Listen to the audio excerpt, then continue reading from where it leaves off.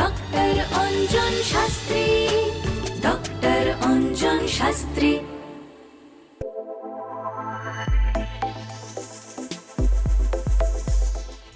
বাংলায় বলে জ্যোতিষশাস্ত্র, আর শাস্ত্র মানে সেখানে কিন্তু পড়াশোনা আছে, গণিতটাকে প্রপারলি জানতে হয়, তবেই একজন জ্যোতিষ, সে কেমন কোয়ালিটির জ্যোতিষ, সে অঙ্কগুলো ঠিকঠাক করছে কি না সেটার মাধ্যমে তার প্রেডিকশন সঠিক হয়, অথবা কোনো কোনো ক্ষেত্রে আমরা দেখেছি মেলে না।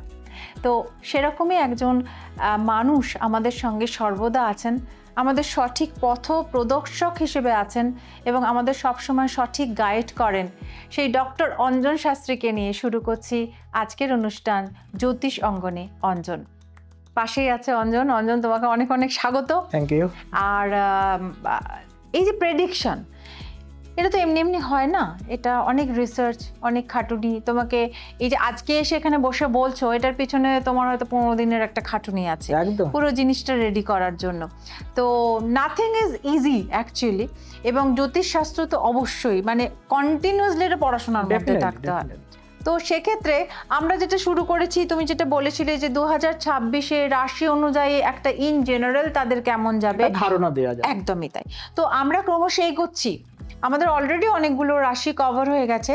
তো আজকে আমাদের যে রাশি সেটা হচ্ছে কন্যা রাশি। তো কন্যা রাশির ওভারঅল একটা আমরা আজকে জানবো যে কন্যা রাশির জাতক জাতিকা যারা আছেন তাদের কেমন যাবে। তো প্রথমেই আমরা যেটা দিয়ে দেখছি, যেটা আমাদের কাছে মহামূল্যবান, স্বাস্থ্যই সম্পদ। তো স্বাস্থ্য কেমন যাবে সেটা একটু বল। প্রথমত কন্যা রাশির 2026 সাল স্বাস্থ্য দিক থেকে যেটা দেখা যাচ্ছে যে এবছরটা একটা মিশ্র ফল দেবে, তবে শরীর স্বাস্থ্য দিক থেকে বিশেষ একটু সতর্কতা অবলম্বন করে চলতে হবে, কারণ মাঝে মধ্যেই শারীরিক কিছু ডিস্টার্ব কিন্তু এখানে ইঙ্গিত করছে। বিশেষত কোনো হার্টের সমস্যা, ব্যথা বেদনা সংক্রান্ত সমস্যা এগুলো একটু আসতে পারে। মানসিক চাপ কিন্তু যথেষ্ট বৃদ্ধি পাবে এবং সিদ্ধান্ত নিতে গেলে কিন্তু খুব ভেবেচিন্তে নিতে হবে, কারণ যে কোনো রকম ভুল সিদ্ধান্তে বড় সমস্যা হতে পারে। আর বৎসরের শেষের দিকে স্বাস্থ্য উন্নতির কিছুটা লক্ষ্য করা যাচ্ছে, বা মানসিক সুখ শান্তি যেটা যতটা ডিস্টার্ব ছিল সেটা কিন্তু বৎসরের শেষের দিকটা কিছুটা হলেও কিন্তু ভালো আসবে। তাহলে কন্যা রাশির ওভারঅল স্বাস্থ্য যদিও আপনি বলি একটুখানি টালমাটাল জায়গায় আছে, একটুখানি ডিস্টারবেন্স হওয়ার জায়গায় আছে, কিন্তু আবারও বলছি ভয় পাওয়ার কিছু নেই, কারণ এটা একটা ইন জেনারেল প্রেডিকশন। একদমই তাই। কারণ অ্যাকচুয়াল যদি জন্ম ছকে দেখতে হবে বৃহস্পতির অবস্থান কি আছে। এবছর যেমন বৃহস্পতি উচ্চস্থ আছে, এরপর যদি জন্ম সময়ে দেখা গেল যে তার যে জন্ম চার্ট সেখানেও যদি বৃহস্পতি উচ্চস্থ থাকে সেরকম ভালো ফল দেবে। দেখতে হবে দশান্তর্দশা কি আছে, অর্থাৎ দশান্তর্দশা যদি ভালো থাকে তাহলে যথেষ্ট ভালো ফল দেবে। মানে সবটাই কিন্তু নির্ভর করছে তার ন্যাটাল চার্ট।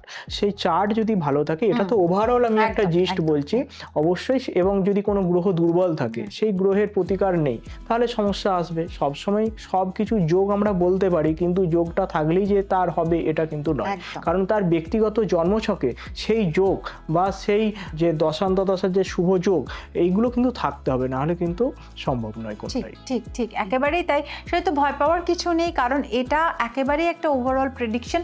এবার ইন্ডিভিজুয়ালি যদি আপনার মনে হয় আপনার কন্যা রাশি, তাহলে আপনি একজন সঠিক যে জ্যোতিষ তার কাছে আপনার জন্ম ছক নিয়ে যান, তিনি বলে দেবেন। হয়তো দেখবেন আপনার সেটা নেই, সেই যোগটাই নেই হয়তো। তো সেটা এরপরে আমরা এটা চলে আসবো শিক্ষার জায়গাটা।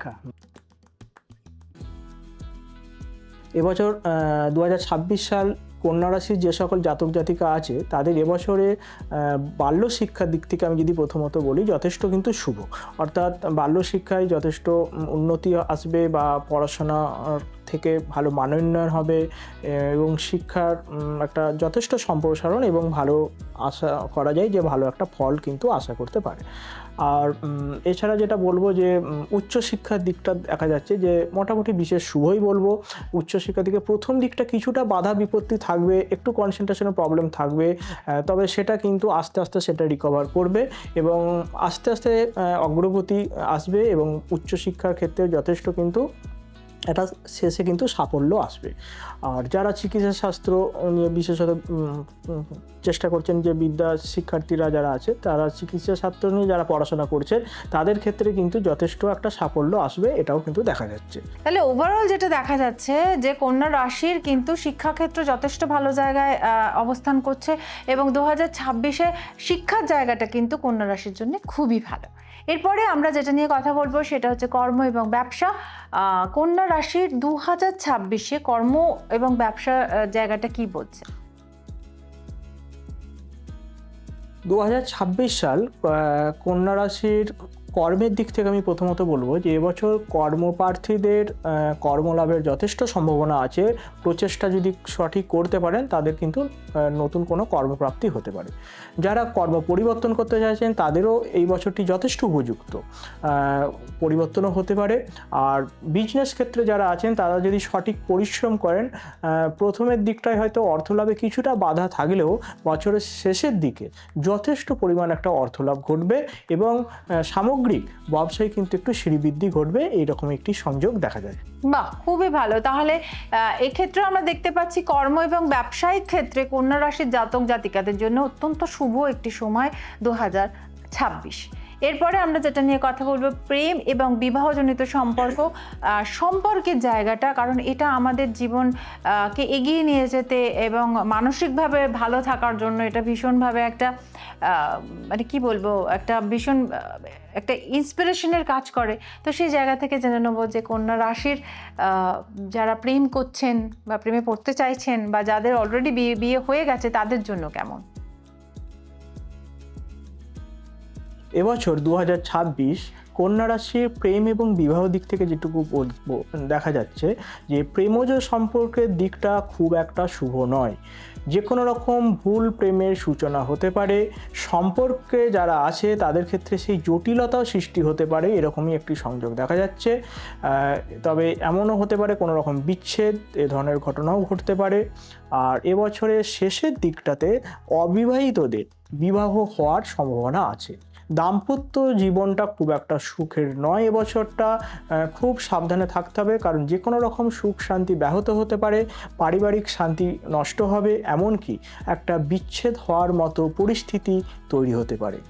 তাহলে কন্যা রাশির জাতক জাতিকাদের কিন্তু প্রেমজ সম্পর্ক বা বৈবাহিক সম্পর্কে অলরেডি যারা আবদ্ধ তারা একটু যত্নশীল হবেন, কারণ একটুখানি দেখা যাচ্ছে একটা কিন্তু এটা কত ডিস্টারবেন্স তৈরি হয়ে আছে।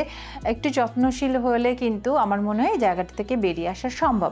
এরপরে আমাদের জীবনে এটার বাইরেও আরও কিছু অধ্যায় থাকে যেগুলো একটু জেনে নিলে ভালোই লাগে। যেমন যদি অর্থপ্রাপ্তির জায়গাটা কেমন হবে, মানে যেটাকে জ্যোতিষের ভাষায় বলা হয় অর্থভাব, তার সঙ্গে বাবা মায়ের শরীর কেমন থাকবে, সন্তান লাভ হবে কিনা, এবং যারা ক্রিয়েটিভ পার্সন তাদের ওভারঅল কেরিয়ার কেমন হবে, মামলা মোকদ্দমায় জড়িয়ে পড়বো কিনা বা মামলা মোকদ্দমা থেকে দীর্ঘকালীন মামলা মোকদ্দমা থেকে বেরিয়ে আসতে পারবো কিনা, এছাড়া হচ্ছে যে আমার কোনো ভ্রমণের যোগ আছে কিনা। তো কন্যা রাশির জাতক জাতিকাদের জন্য কি বলছো একটু বলো।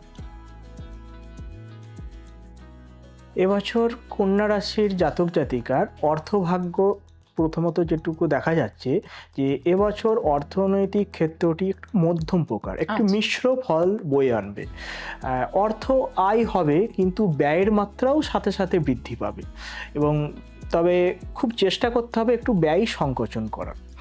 আর তবে যদি একটু ব্যয় সংকোচন করা হয় সেক্ষেত্রে হয়তো কিছুটা শুভ ফল মিলতে পারে। সন্তান দিক থেকে যেটা দেখা যাচ্ছে যে সন্তান ক্ষেত্রে কিছু সমস্যা তৈরি হতে পারে, বিশেষত গর্ভধারণের ক্ষেত্রে একটু সতর্কতা প্রয়োজন। আর সন্তানের শরীর স্বাস্থ্যের জায়গাটা কিন্তু একটু সতর্কতা প্রয়োজন, কারণ যে কোনো রকম একটু সমস্যা এলেও আসতে পারে। পিতামাতারও শরীর স্বাস্থ্যের দিক থেকে একটু যত্নশীল হওয়া প্রয়োজন আছে, কারণ এখানে দেখা যাচ্ছে যে মাতার দিকটি মোটামুটি ভালো ঠিক আছে, কিন্তু পিতার জায়গাটায় একটু ডিস্টারবেন্স এলেও আসতে পারে। বাড়ি গাড়ির দিক থেকে যদি বলি, এবছরে যারা বাড়ি বা গাড়ি কোনো ক্রয় করতে চাইছেন তাদের ক্ষেত্রে কিছুটা শুভ সম্পত্তি কিছু প্রাপ্তি হতে পারে, সেরকম একটা সম্ভাবনা আছে।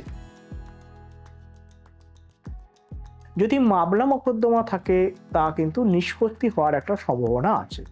এবছর যাদের কোনো পুরনো ঋণ আছে তারা কিন্তু শোধ করতে পারেন, কারণ এবছরে কিন্তু একটা ঋণ শোধ করার একটা উপযুক্ত সময় বা সুযোগ কিন্তু আসবে। বছরের শেষের দিকে যারা ভ্রমণ করতে ইচ্ছুক তাদের কিন্তু বিশেষ কিছু ভ্রমণ যোগ দেখা যাচ্ছে। যারা বিদেশ যাত্রা করতে চাইছিলেন তাদের জন্যও কিন্তু এই বছরটি যথেষ্ট উপযুক্ত। আর এবছর সামগ্রিকভাবে যদি দেখা যায় তাহলে কিন্তু জীবনে বেশ কিছুটা মোড় ঘুরিয়ে দিতে পারে, অনেকটাই পরিবর্তনশীল বলা যেতে পারে। প্রচেষ্টা করলে কিন্তু বছরটি ভালো যাবে। একেবারেই তাই। ওভারঅল 2026-এ কন্যা রাশির জাতক জাতিকাদের বছর ভালো যাবে, যেটা আমি দেখতে পেলাম। কয়েকটা জায়গায় শুধুমাত্র একটু যত্নশীল, একটু সতর্ক থাকলে যেসব বাধা বিপত্তিগুলো আসার কথা সেগুলো আমার মনে হয় আপনারা এড়াতে পারবেন। আবারও বলে দিই, এটা একটি জেনারেল প্রেডিকশন। এটা কিন্তু আপনার ব্যক্তিগত চার্ট অনুযায়ী, আপনার ন্যাটাল চার্ট অনুযায়ী সেই প্রেডিকশন অন্যরকম হতেই পারে। তো একেবারেই একটা জেনারেল প্রেডিকশনের উপর ভিত্তি করে এই কথাগুলো অঞ্জন আপনাদের কাছে পৌঁছে দিল। আপনাদের যদি আমাদের এই চ্যানেলটি ভালো লেগে থাকে অবশ্যই তাহলে জ্যোতিষঙ্গনে অঞ্জন এই ইউটিউব চ্যানেলটি সাবস্ক্রাইব করে নেবেন, বেল আইকনটি ক্লিক করে দেবেন যাতে সমস্ত নোটিফিকেশন আপনাদের কাছে পৌঁছে যায়। একটু চ্যানেলটা লাইক করে দেবেন, আর যদি ভালো লেগে থাকে তাহলে অবশ্যই আপনাদের বন্ধু বান্ধব, কাছের মানুষের সঙ্গে আমাদের এই এপিসোড বা রিলসগুলো একটু শেয়ার করে দেবেন যাতে আমরাও পৌঁছে যেতে পারে আরও অনেক মানুষের কাছে। আপনারা কমেন্ট করুন, শেয়ার করুন, এবং যদি কোনো মতামত থাকে অবশ্যই আমাদের জানাবেন। আমরা সেই অনুযায়ী আপনাদেরকে বিভিন্ন রকমের এপিসোড তুলে ধরার চেষ্টা করব। আজকের মতো সময় শেষ, তাই আমি আর অঞ্জন বিদায় নিচ্ছি। নমস্কার। নমস্কার। ডক্টর অঞ্জন শাস্ত্রী।